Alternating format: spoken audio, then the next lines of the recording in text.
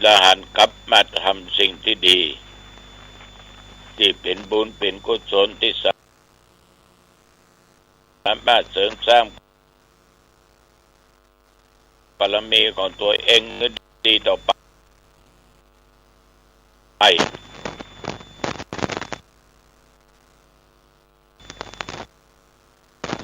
ญาติโยมท่านทั้งหลายสิ่งดีๆนั้นก็คือธรรมะและศีลสิกขาบทที่เราพึงยึดปฏิบัติยึดรักษา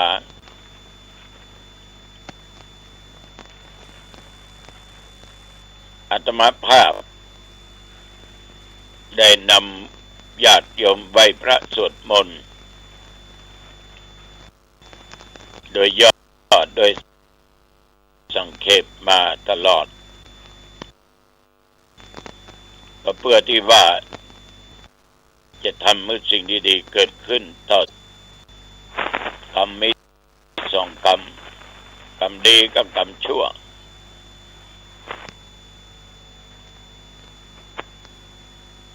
เรื่องของกรรมเอาบาสามารถที่จะไปแก้ไขได้มันมีเหมือนกันหนทางช่องทางแต่ไม่ใช่แก้กรรมแต่สร้างกรรมเพิ่มขึ้นเดี๋ยวหลังจากไหว้พระอย่างเรียบร้อยก็จะได้นำมาอธิบายโดยย่อให้ญาติโยมฟังและการนี้ออกวิทยุสถานีวิทยุอันนี้เป็นประจำทุกวัน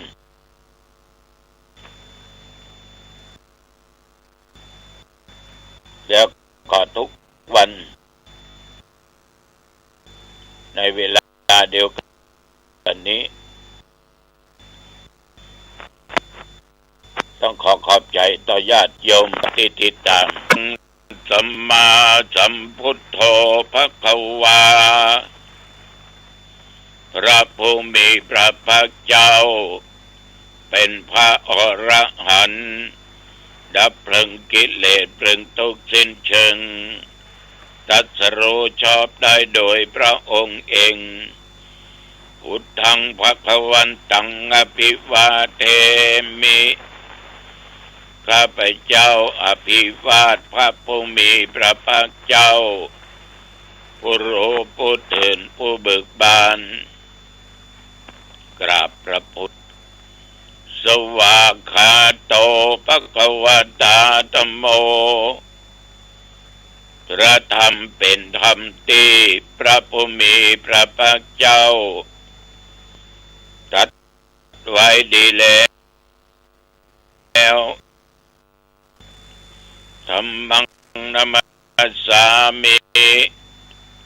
ข้าพเจ้านมัสการพระธรรมกราบพระธรรมสุปฏิปันโนภควโตสาวกสังโฆพระสงฆ์สาวกของพระผู้มีพระภาคเจ้าปฏิบัติดีแล้วสังฆังนัมมามิข้าพเจ้านอบน้อมพระสงฆ์กราบพระสงฆ์นะโมตัสสะภะคะวะโตขอนอบน้อมแด่พระผู้มีพระภาคเจ้าพระองค์นั้นอะระหะโตซึ่งเป็นผู้ไกลจากกิเลสสัมมาสัมพุทธัสสะตรัสรู้ชอบได้โดยพระองค์เองนะโมตัสสะภะคะวะโตขอนอบน้อมแด่พระผู้มีพระภาคเจ้าพระองค์นั้นอะระหะโตซึ่งเป็นผู้ไกลจากกิเลสสัมมาสัมพุทธัสสะตรัสรู้ชอบได้โดยพระองค์เองนะโมตัสสะภะคะวะโต ขอน้อมแด่พระผู้มีพระภาคเจ้าพระองค์นั้นอรหัตโตซึ่งเป็นผู้ไกลจากกิเลสสัมมาสัมพุทธัสสะตรัสรู้ชอบได้โดยพระองค์เองพุทธังสรณังคัจฉามิธัมมังสรณังคัจฉามิสังฆังสรณังคัจฉามิตุติยัมปิพุทธังสรณังคัจฉามิตุติยัมปิธัมมังสรณังคัจฉามิตุติยัมปิสังฆังสรณังคัจฉามิตติยัมปิพุทธังสรณังคัจฉามิตติยัมปิธัมมังสรณังคัจฉามิตติยัมปิสังฆังสรณังคัจฉามิอิติปิโสภะคะวะอะระหังสัมมาสัมพุทโธวิชชาจารณะสัมปันโนสุขโตโลกวิทูอนุตตโรปุริสัทธัมมสารวมังคลัญญาโยจัมมานาโพสกุณัสสัทโธปะปะกะโหทุสุปินังอะกันตังพุทธานุภาเวนะวินาศเมนตุสวากขาโตภะคะวะตาธัมโมสันติติโกอากาลิโกเอหิปัสสิโกโอปันนาจิโกปัจจตังเวทิตโพวินยูหิติยันตุนิตังธัมมานุภาเวนะวินาศเมนตุสุปฏิปันโนภะคะวะโตสาวกสังโฆอุชุปฏิปันโนภะคะวะโตสาวกสังโฆยายาปฏิปันโนภะคะวะโตสาวกสังโฆสามิจิปฏิปันโนภะคะวะโตสาวกสังโฆยะติทังจัตตาลิปุริสยุคานิอัตถาปุริสปุคัลลาเอสะภะคะวะโตสาวกสังโฆอาสาติยันตุนิมิตังอวะมังคลัญญาโยจัมมันนาโพสกุณัสสัทโธปะปะกะโอโตโสปิมันนังวิจโยตัทธาวิริยัมปิติปัสสติโพชังคาจัตตถาปะเรสะสังวัตตันติอภิญญายานิพพานายาจะโพธิยาเอเตนะสัจจวัชเชนะโสติเตโอตุสัพพทาเจตัสสมิงสัมมาเยนะโธโมคัลลานัญจกัสสปัง หิลาเนตุกิเตติสวาโพชังเคสัตตะเทสัญเยติจะตังอภินันติตวาโรคามุตเกงสุตังคะเนเอเตนะสัจจวัชเชนะโสติเตโอตุสัพพทาเอกทะธรรมราชาปิเกลันเยนะปิปิริโตจุนตเถเรนะตัญเยนะพันนาเปตวานะสัทรังสัมโบติตวาจะอาปาตาตัมมาวุฒาสิธานะโสเอเตนะสัจจวัชเชนะโสติเตโอตุสัพพทาปะยินาติจะอาปาตาตินันนัมปิมะเยสินังมัคคะอัตตกิเลสวะปัตตานุปติธรรมตัง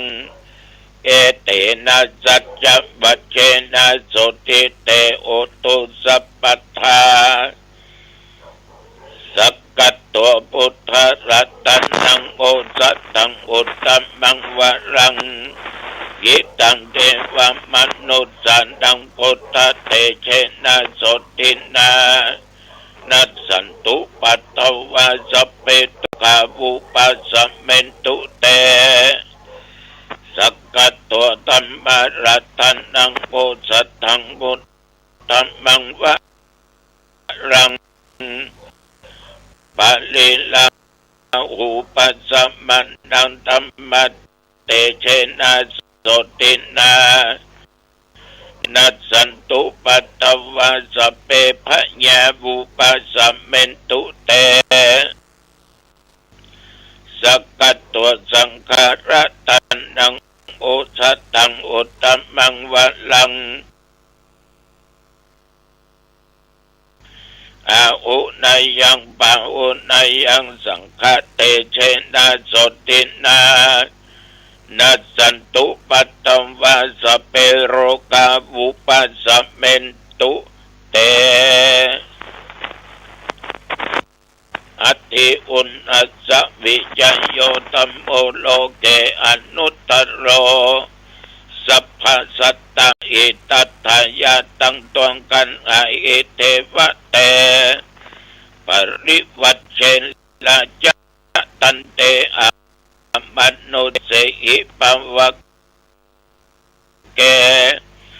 พยัคเขนะตัสเสวะอนุภาเวนะโหตุเตโวสุขิสัทธาสุตตสิลังสมาทายะธัมมังสุจริตังจัตเลตัสเสวะอนุภาเวนะโหตุเตโวสุขิสัทธาลิขิตังจินติตังปูชังคารานังวะจะนังกะลงปะเลสังเดสนังสุตวตัสสะอายุปวัตตติเตภวัตุสัพพมังคลังรักขันตุสัพพเทวตาสัพพพุทธานุภาเวนะสัทธาสุติภวันตุเตภวตุสัพพมังคลังรักขันตุสัพพเทวตาสัพพธัมมานุภาเวนะสัทธาสุติภวันตุเตภวตุสัพพมังคลังรักขันตุสัพพเทวตาสัพพสังฆานุภาเวนะภาพบทสาธยายมนต์อันศักดิ์สิทธิ์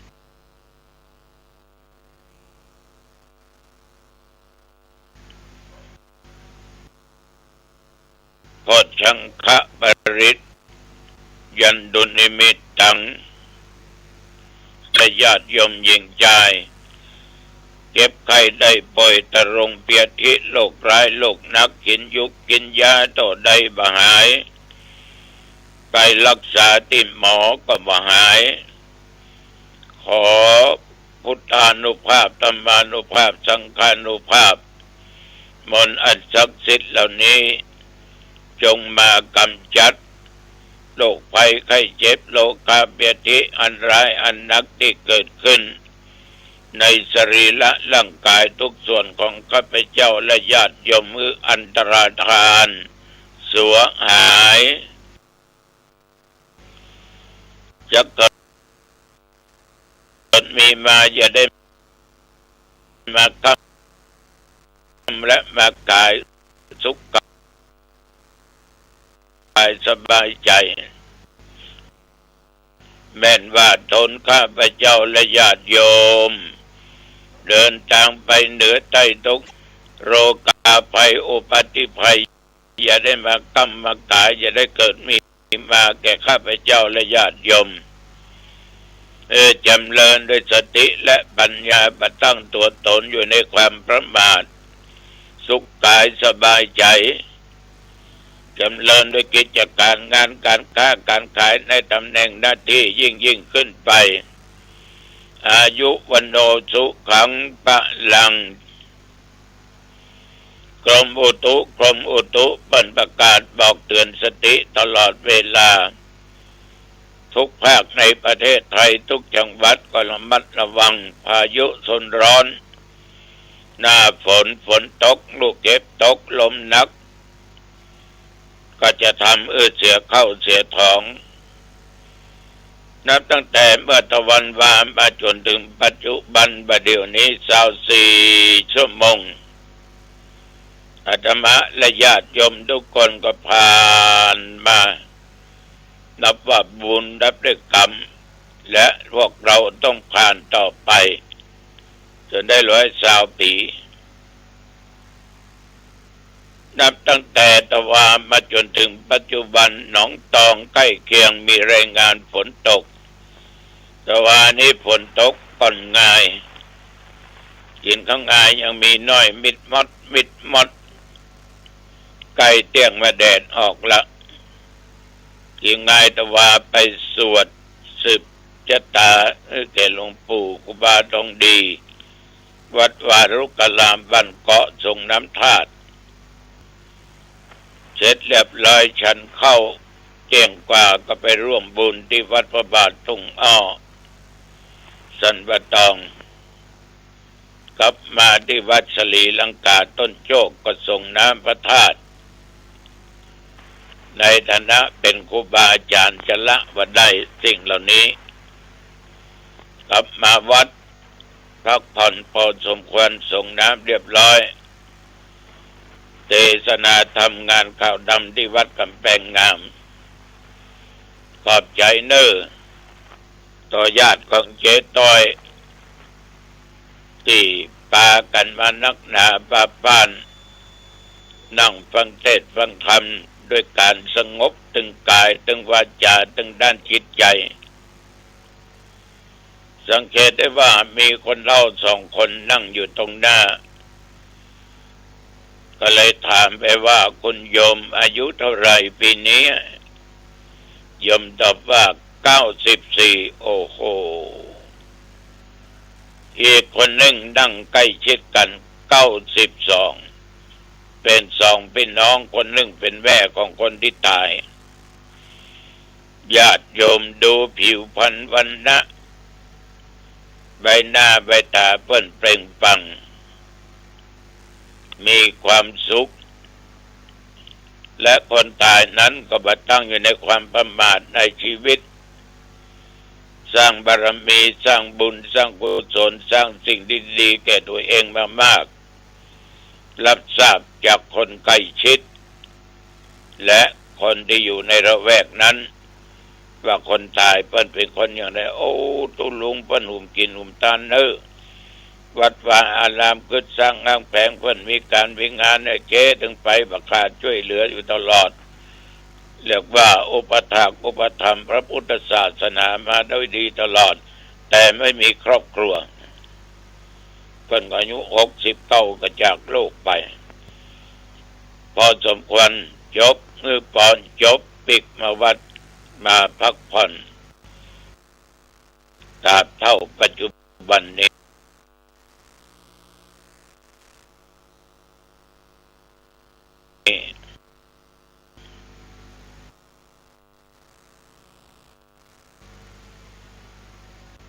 ระยะนี้จะอู้เรื่องการแก้กรรมมันเป็นการกระทำของแต่ละบุคคลนะญาติโยมจะมาทำเพราะว่าตั้งกายตั้งวาจาตั้งใจญาติโยมทำตั้งกายวาจาตั้งใจก็ทำสิ่งที่บดีพูดสิ่งที่บดีแล้วคิดสิ่งบดีจะไม่ยกให้เพิ่นได้วะใครจะเอาญาติโยมมันเอาเงื่อกันบ่ได้แล้วก็แก้บ่ได้แม้แต่พระพุทธเจ้าก็แก้บ่ได้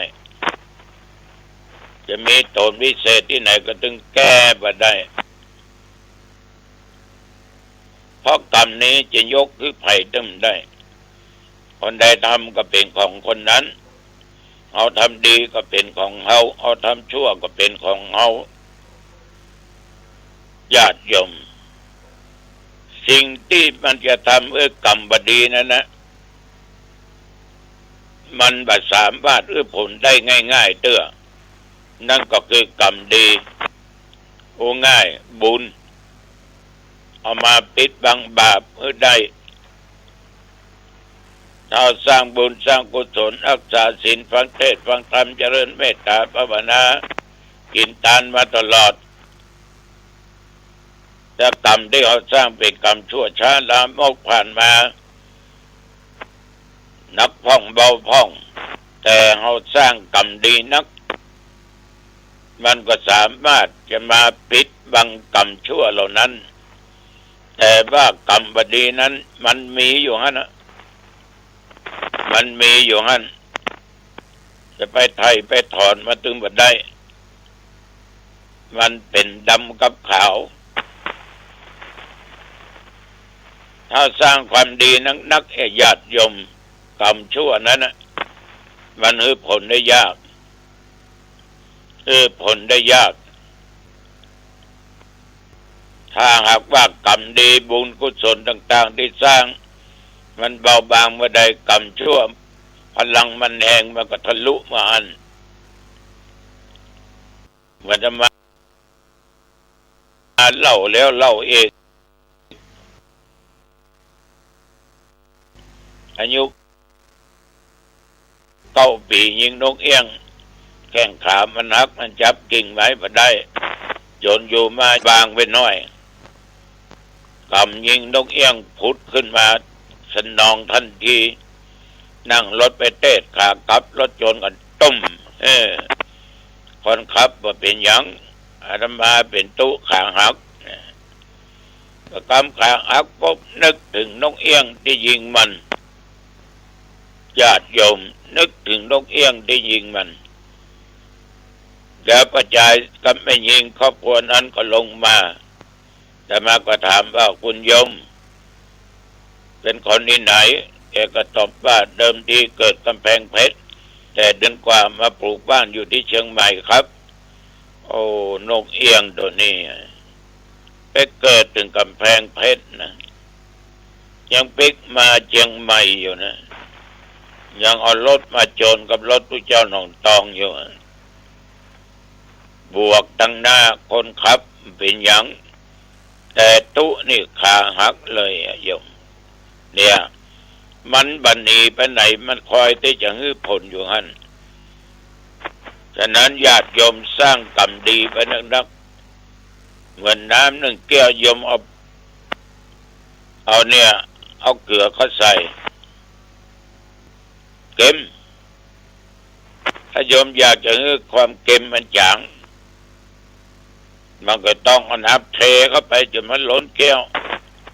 ไม่ครับน้ำที่เค็มนั้นออกมาจนในที่สุดน้ำนั้นจืดจางว่ามีรสเค็มในแก้วนั้นแต่ถามว่าน้ำที่ออกมามันมีเค็มกับ มันเก็มอยู่ตลอดก็ตัวบาปมันต้องมีอยู่ฮะนะกรรมดีต้องมีฮะอย่าไปแก้ได้ไหนตึงมันได้ขณะพระพุทธองค์ก็ไม่สามารถจะแก้กรรมของพุทธองค์ได้ญาติโยมท่านทั้งหลายต่อสู้กับเทวทัตนาจินจามนะวิกาต่อสู้กับกิเลสเอาชนะได้ด้วยธรรมะฉะนั้นญาติโยมท่านผู้ฟังกรรมแก้ไม่ได้มอบเพื่อไปถึงมาเอาเพราะเอาสร้างขึ้นมาเองทั้งกรรมชั่วและกรรมดีวันนี้ขอฝากนะกรรมแก้ไม่ได้อายุวันโนสุขังเวลังพบกันใหม่โอกาสหน้าเจริญพร